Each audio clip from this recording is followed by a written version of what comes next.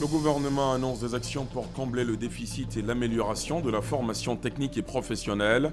Annonce faite aujourd'hui au terme du Conseil des ministres tenu ce matin. Il est prévu la construction de 11 nouveaux établissements d'un coût total de 53 milliards de francs CFA. La première dame de Côte d'Ivoire appelle les États africains à se mettre à la production de traitements antirétroviraux, ce qui permettra de prendre efficacement en charge leur population malade du sida, estimée à près de 26 millions sur quelques 36,9 millions de personnes infectées dans le monde. La rencontre de réflexion sur la nouvelle politique du transport urbain d'Abidjan a pris fin hier. Les acteurs ont convenu de la nécessité de réformer l'ensemble du système en vigueur, notamment le cadre institutionnel, le financement, la gestion de l'espace ainsi que les aspects environnementaux. Et puis, à l'étranger, les députés de gauche opposés à la loi du travail en France et à l'utilisation du 49.3 par Manuel Valls n'ont pas réussi à réunir assez de signataires pour déposer une motion de censure ce mercredi. Une tentative avortée à 2 voix près. Il leur fallait 58 signataires. Ils n'ont réussi à en réunir que 56. Voilà pour le sommaire. Bonsoir à tous. Bienvenue dans la grande édition. Le gouvernement ivoirien annonce des actions pour combler le déficit et l'amélioration de la formation technique et professionnelle dans le pays. L'annonce a été faite aujourd'hui au terme du Conseil des ministres tenu ce matin au palais présidentiel. Il est prévu la construction de 11 nouveaux établissements d'un coût total de 53 milliards de francs CFA. D'autres sujets ont aussi été évoqués lors de ce conseil. La suite de l'enquête relative aux affrontements de Bouna ainsi qu'un projet de loi portant création, organisation et fonctionnement des juridictions de commerce, le compte-rendu d'Awa Touré. Les usagers pourront dorénavant saisir les cours d'appel de commerce en cas de prolongement du litige après la décision en première instance. Le Conseil des ministres a adopté à cet effet un projet de loi portant institution et organisation des juridictions de commerce. Le présent projet de loi qui a été adopté innove en plusieurs points. Premièrement, il institue des cours d'appel de commerce à part entière qui sont détachés donc des cours d'appel de droit commun. Ensuite, il ramène l'intérêt pécuniaire du litige qui permet de déterminer le taux de ressort à 25 millions de francs CFA au lieu d'1 milliard qui avait été prévu par l'ancienne loi. Il envisage de faire passer l'intérêt pécuniaire des litiges relevant exclusivement de la compétence des chefs de juridiction commerciale à 300 millions de francs CFA, et ceci dans le souci de permettre aux présidents des juridictions commerciales qui cumulent des attributions juridictionnelles et administratives de jouer efficacement leur rôle de chef de juridiction. Le gouvernement entend aussi renforcer la compétitivité des entreprises ivoiriennes à travers la réglementation des autorisations et actes administratifs. La multiplicité de ces actes administratifs qui sont tarifés naturellement constitue non seulement un frein majeur à la célérité, à la réduction des coûts des procédures d'importation et d'exportation, mais également une difficulté technique dans la mise en place du guichet unique du commerce extérieur. La délivrance de tout certificat ou autorisation de l'administration est désormais donc gratuite, à l'exception des certificats et autorisations relatifs à l'inspection phytosanitaire et à l'inspection des médicaments pour lesquels les redevances sont instituées. Et en le faisant, le gouvernement entend évidemment améliorer, et cela significativement, les performances de notre pays au classement du Doing Business. Le Conseil a par ailleurs autorisé la construction et l'équipement de 11 établissements d'enseignement technique en vue d'améliorer l'offre de formation en Côte d'Ivoire. Le Conseil a donc autorisé la construction et l'équipement de 11 nouveaux établissements d'enseignement technique et de formation professionnelle, notamment à Abidjan, à Botro, Boisflé, Bouna, Issia, Bouaké, Man, Yamsokro et Zouaounye. Ce programme de nouvelle construction est d'un coût total de 53 milliards 152 millions 730 883 francs CFA. Face à la reconstitution rapide des dépôts sauvages, l'occupation anarchique des trottoirs et des espaces verts, le gouvernement appelle les populations à un comportement éco-citoyen. Face à la généralisation de cette situation qui menace gravement la santé de tous, Le gouvernement en appelle au civisme et à l'adoption d'un comportement éco-citoyen.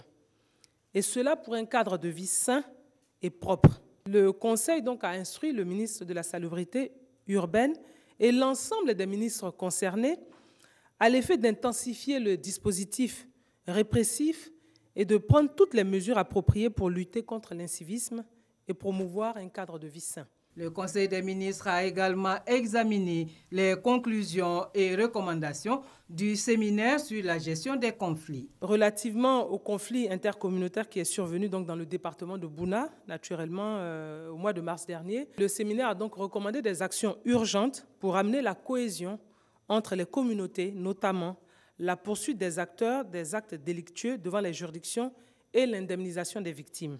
Il ressort des enquêtes judiciaires en cours sur les événements de Bouna que 71 personnes sont détenues, dont 16 jugées et condamnées.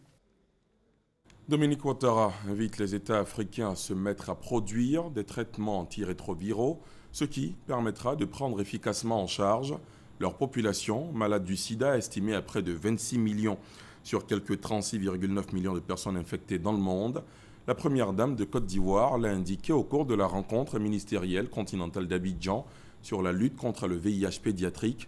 Pour elle, les résultats issus de ce colloque représentent une avancée majeure dans l'éradication de la pandémie. Mahama Traoré, Jérôme Kofi Abolin. Après 24 heures de réflexion, la rencontre ministérielle internationale d'Abidjan suggère que la lutte contre le sida pédiatrique soit une priorité majeure de la santé mondiale, une intensification urgente du dépistage et des services de traitement et de prévention, ou encore une augmentation des ressources financières allouées à la lutte.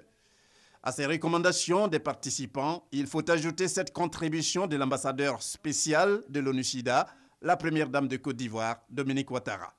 Je voudrais, en plus de ces importantes recommandations, suggérer que nos pays s'engagent plus que jamais dans la production locale de médicaments ARV en général et des formes pédiatriques en particulier, afin de réduire les coûts d'achat et de satisfaire tous nos besoins. Je reste convaincue que nous parviendrons à éradiquer cette maladie en nous mobilisant et en mutualisant les énergies, les aptitudes et les compétences de chacune des parties prenantes. Pour l'ONU-SIDA, l'objectif de voir l'Afrique parler d'une seule voix à la prochaine réunion de haut niveau sur la fin du sida est donc atteint. L'histoire retiendra donc que ce 10 mai, à Abidjan, un pas majeur aura été posé dans le combat pour l'éradication du VIH pédiatrique. Je crois que c'était un succès et moi je repars d'ici satisfait, heureux, encore une fois, parce qu'on a pu démontrer que c'était possible et que l'Afrique pouvait se réunir et avoir une voix unique. Et cette voix, elle sera portée au niveau de la réunion de haut niveau au mois de juin à New York. Nous allons appeler ça les recommandations d'Abidjan, puisque déjà nous avons la perspective de New York, où nous allons apporter justement ces recommandations et continuer de réfléchir pour voir comment aller vite. En reconnaissance de tous ces efforts dans la lutte contre le sida, Michel Sidibé, directeur exécutif de l'ONU-SIDA, a été fait officier dans l'ordre du mérite de la Côte d'Ivoire par le président de la République, Alassane Ouattara. Abidjan reçoit depuis ce matin le comité technique paix et sécurité de l'Union du fleuve Mano, la criminalité transfrontalière et maritime, le terrorisme, autant de sujets qui seront débattus 48 heures durant au cours d'une réunion des experts du comité technique paix et sécurité de l'Union. Le point de Gabriel Zani.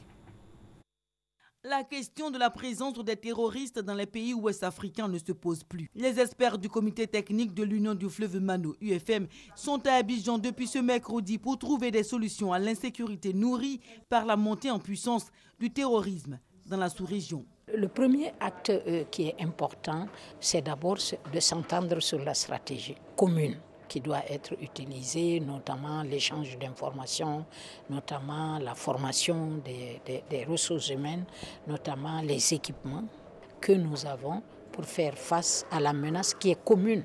L'attaque de Grand Bassam, telle une sirène qui a retenti, a mis en état d'alerte la Guinée, la Sierra Leone et le Libéria, pays membres de l'UFM déjà fragilisés par Ebola.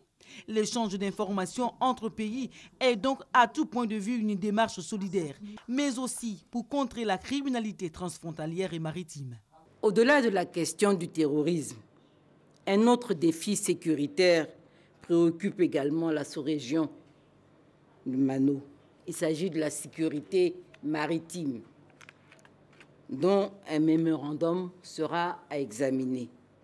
La réponse à cette question doit être aussi sous-régionale. La menace terroriste est prise au sérieux par ces experts. Ils ont des jours de réflexion pour définir un cadre sous-régional sur la lutte contre le terrorisme et un projet de mémorandum d'entente sur la sécurité maritime. Des projets à soumettre au ministre de l'Union du fleuve Mano qui se réuniront à partir du 13 mai à Grand-Bassam. Des images qui nous viennent du Rwanda où s'est ouvert aujourd'hui le 26e Forum économique mondial pour l'Afrique consacré aux nouvelles technologies. Plus de 1200 participants issus de plus de 70 pays sont du rendez-vous de Kigali.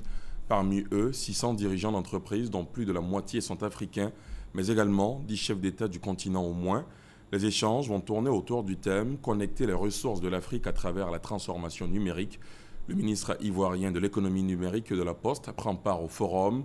Bruno Koné y représente le Premier ministre Daniel Kablan-Duncan. Il revient sur les enjeux de ce forum au micro de notre envoyé spécial, Michel Digré. Ce forum de Kigali, faut le savoir, est un embryon du forum économique mondial. Donc qui s'est provisoirement déporté ici pour traiter d'une question qui est purement africaine, notamment celle de la connexion des ressources africaines au plan du numérique et comment faire en sorte que ces ressources-là impactent davantage l'économie de nos pays. Et donc il était important pour nous de participer à cet échange, d'entendre les uns et les autres et d'entendre tous les experts de tous les domaines avec lesquels nous allons débattre pendant ces 3 jours sur cette question essentielle de la numérisation de l'Afrique et du développement de l'Afrique à partir de la numérisation. L'actualité ce mercredi, c'est aussi ce forum économique Côte d'Ivoire-Nigeria qui vient de se tenir à Lagos. Une tribune mise en place pour développer les relations sud-sud et inciter les hommes d'affaires nigérians à s'intéresser au marché ivoirien. Envoyé spécial à Lagos, Herman Niamia. Forum économique Côte d'Ivoire-Nigeria à Lagos pour présenter aux investisseurs nigérians les potentialités de la Côte d'Ivoire en termes d'investissement. Initié par le CPC, le Centre de promotion des investissements en Côte d'Ivoire et l'ambassade de Côte d'Ivoire au Nigeria, ce forum est une plateforme pour inciter les hommes d'affaires nigérians à s'intéresser au marché ivoirien. Le Nigeria a un produit intérieur brut de plus de 500 milliards de dollars. Il y a quand même de quoi aller chercher. La diversité est importante au niveau de la Côte d'Ivoire, mais il est bon aussi de développer les relations sud-sud. Avec la chute des coûts du pétrole, ils sont vraiment intéressés par l'agriculture, surtout que le président de la BAD vient du Nigeria. Premier contact du genre avec le Nigeria, ce forum a suscité beaucoup d'intérêt auprès des hommes d'affaires nigérians venus nombreux écouter la délégation ivoirienne. Nous avons été introduits en Côte d'Ivoire par le CPC pour le projet de reprise de l'Ivoire Golf Club. Nous sommes donc aujourd'hui très heureux de soutenir le premier forum économique Côte d'Ivoire-Nigeria. Nous croyons fermement au potentiel de la Côte d'Ivoire et espérons que notre exemple servira à attirer d'autres gros investissements de grands groupes nigérians.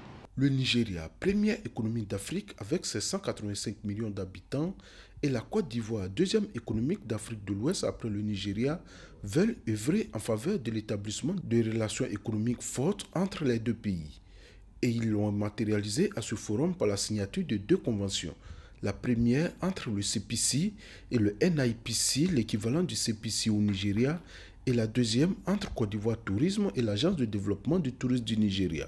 Nous sommes un pays neuf en matière de tourisme et il est important pour nous de poser des actes qui permettront effectivement le développement et surtout l'investissement dans le domaine du tourisme. La délégation ivoirienne se dit satisfaite de cette mission au regard des bonnes intentions d'investissement affichées par les hommes d'affaires nigériens. Et cette mobilisation des investisseurs nigériens est le fruit d'un lobbying mené préalablement par l'ambassade de Côte d'Ivoire au Nigeria auprès des chambres consulaires. En réponse aux priorités nationales définies dans le plan national de développement 2016-2020, Le système des Nations Unies, en étroite collaboration avec le gouvernement ivoirien, la société civile et le secteur privé, a élaboré un cadre pragmatique unique qui présente les priorités stratégiques des Nations Unies. Les agences onusiennes et le gouvernement se sont rencontrés hier ici à Abidjan pour harmoniser leurs actions. L'objectif est de donner plus d'entrain à la lutte contre la pauvreté. Lansine Bakayoko, Adama Kone. Le gouvernement ivoirien et le système des Nations Unies ont désormais un plan de travail commun. C'est le cadre programmatique unique. Son objectif, mieux coordonner les priorités du Plan national de développement PND 2016-2020. Ce plan, à la fois plus ambitieux et mobilisateur, doit permettre d'accélérer la marche vers l'émergence dans toutes ses dimensions. Ce plan de nouvelle génération nécessite un accompagnement particulier des partenaires au développement et du système des Nations Unies en particulier. Pour mesurer les résultats escomptés, les revues annuelles et les évaluations thématiques seront conduites sur la base d'un calendrier de suivi et évaluation. Il s'agira dans ce cadre d'harmoniser les approches et de veiller à un meilleur alignement de tous les projets onusiens sur les priorités nationales. Une approche innovante appréciée par le gouvernement. Je voudrais saluer le parfait alignement du cadre programmatique unique 2017-2020, des cadres de coopération des différentes agences pour la période 2017-2020 sur notre plan national de développement 2016-2020. Le système des Nations Unies sera présent aux côtés de la Côte d'Ivoire au groupe consultatif de Paris, prévu les 17 et 18 mai prochains. Le président de la Chambre de commerce et d'industrie suggère aux autorités ivoiriennes de créer, entre autres, un environnement favorable aux affaires par la souplesse de la fiscalité. En revanche, Nicolas Djibo demande aux entreprises d'être plus compétitives en intégrant la formation des ressources humaines et les nouvelles technologies informatiques dans leur développement, des propositions qu'il a faites à la tribune du Twins Time, organisée hier par le comité de concertation État-secteur privé. Le reportage de Gabriel Zani. En 2020, la Côte d'Ivoire veut amorcer une étape importante dans son développement, l'émergence. Mais les entreprises sont-elles à la hauteur des enjeux de cette émergence? Mieux, peuvent-elles répondre à ces exigences? Autant de questions qui se posent à la fois aux entreprises privées et à l'État dans la perspective d'une économie forte et inclusive. Nicolas Djibo, le président de la Chambre de commerce et d'industrie, invité de Twins Time, tribune d'échange public et privé, a dit ce que l'État doit faire. Pour que notre pays soit plus attractif, il faut que nous fassions des progrès énormes. Et les 2 dernières années, nous avons été classés parmi les 10 pays les mieux réformateurs en 2013 et en 2014. Et il faut continuer. Parce que nous sommes à la 142e place. Si nous voulons atteindre la 50e place, il y a beaucoup de travail à faire. Au niveau de la Chambre de commerce et d'industrie, nous devons apporter notre contribution au gouvernement de Côte d'Ivoire pour pouvoir atteindre cet objectif qui est très important. Car le jour où nous aurons atteint ce niveau de performance au niveau de l'environnement des affaires, je pense que l'émergence ne sera plus trop loin pour la Côte d'Ivoire. Du thème économie émergente, enjeux et défis pour nos entreprises découlent plusieurs axes, en particulier la formation des ressources humaines employées dans les entreprises, selon l'invité de la tribune. La première des choses, c'est le renforcement des capacités managériales des entrepreneurs. Cette capacité managériale est trop faible et elle ne contribue pas à entraîner nos entreprises à jouer le rôle qui doit être le leur dans la création de la richesse de la Côte d'Ivoire. Dialogue au public privé, les pistes de collaboration sont tracées ici dans la 3e édition de Twins Time, organisée par le comité de concertation État-secteur privé, CCSP, dont la secrétaire exécutive s'est réjouie de la tenue de la rencontre. Plus d'une 50aine de chefs d'entreprise participent régulièrement à ces rencontres formelles pour comprendre l'accompagnement du gouvernement auprès du privé. Intéressons-nous maintenant aux assises de réflexion sur la nouvelle politique du transport urbain d'Abidjan qui ont pris fin ce mardi. Les acteurs ont convenu de la nécessité de réformer l'ensemble du système en vigueur, notamment le cadre institutionnel, le financement, la gestion de l'espace ainsi que les aspects environnementaux. Le ministre des Transports, Gaoussou Touré, a donné des précisions sur la gestion des fonds alloués au renouvellement du parc automobile. Tous les détails dans ce sujet signé Lansine Bakayoko et Adama Kone. Au titre du cadre institutionnel, les acteurs plaident pour la création d'une autorité organisatrice des transports urbains dans le Grand Abidjan. Ses missions, définir les réseaux et les lignes, fournir des installations communes à tous les opérateurs. Au niveau de la gestion de l'environnement, le principe du pollueur-payeur a été adopté. Quant au mode de financement, il y a des préalables. La réalisation d'une étude de faisabilité globale sur le financement du système de transport urbain à Abidjan, notamment la mise en place d'un versement transport. Cette étude devra notamment s'assurer de l'efficience de ce mode de financement dans le contexte ivoirien. En ce qui concerne la reconfiguration de l'espace et les modalités d'intégration des services du transport public urbain non concédés, les experts recommandent entre autres le regroupement des opérateurs en groupement d'intérêt économique GIE et le renouvellement du parc.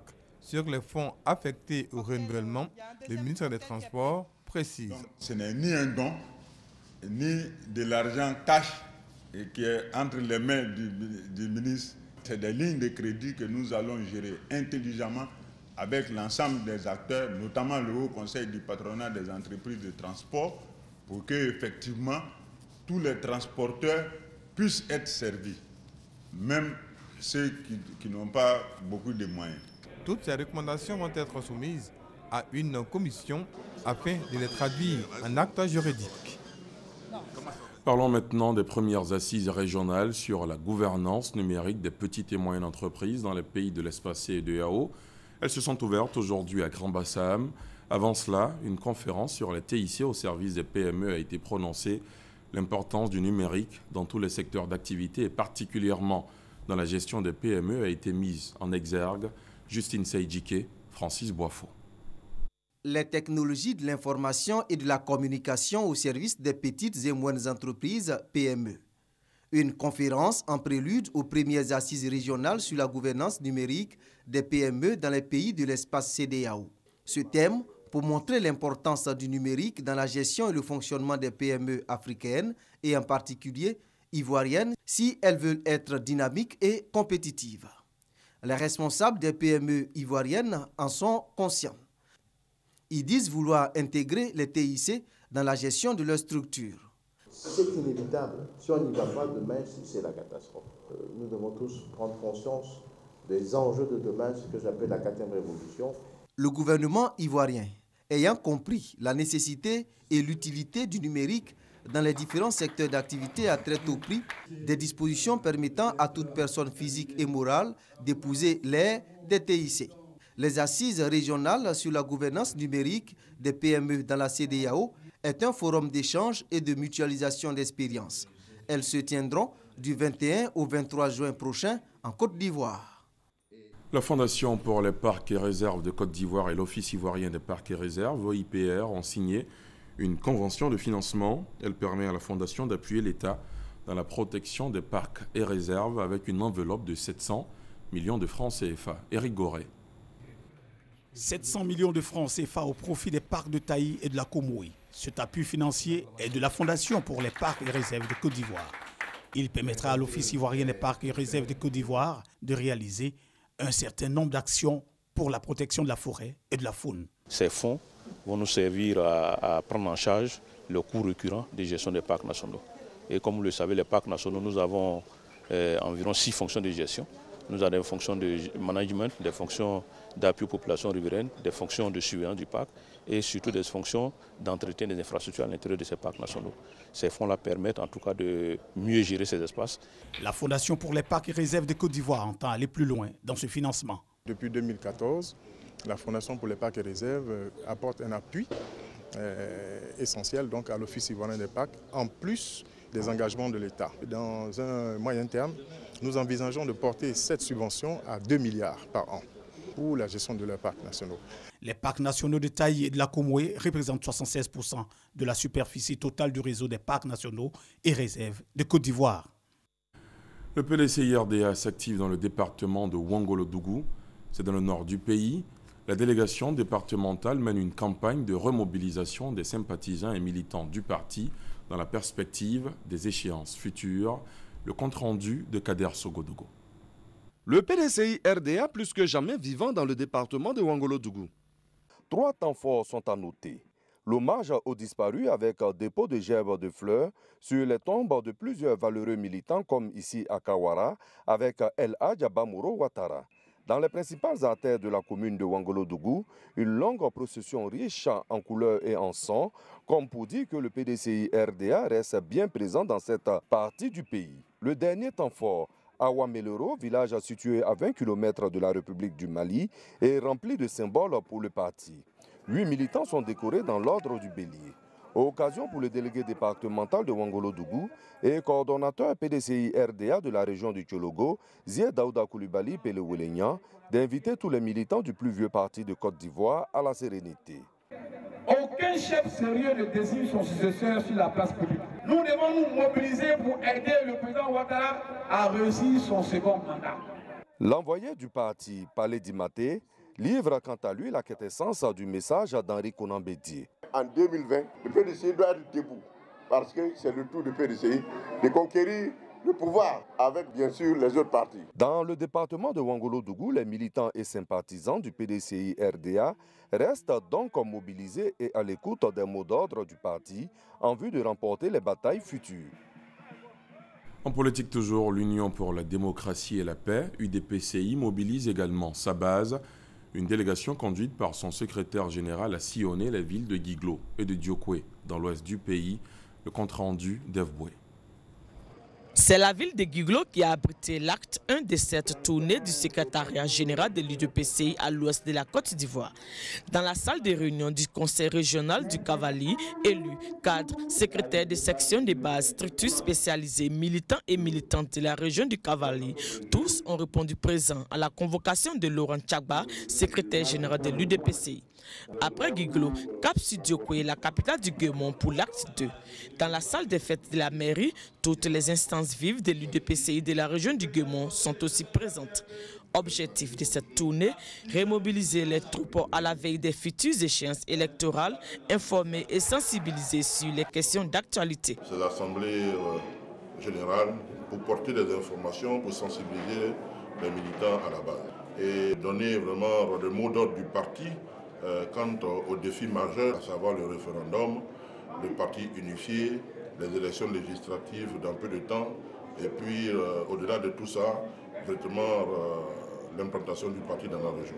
Le mot d'ordre du parti Arc-en-Ciel pour les défis futurs est ainsi donné.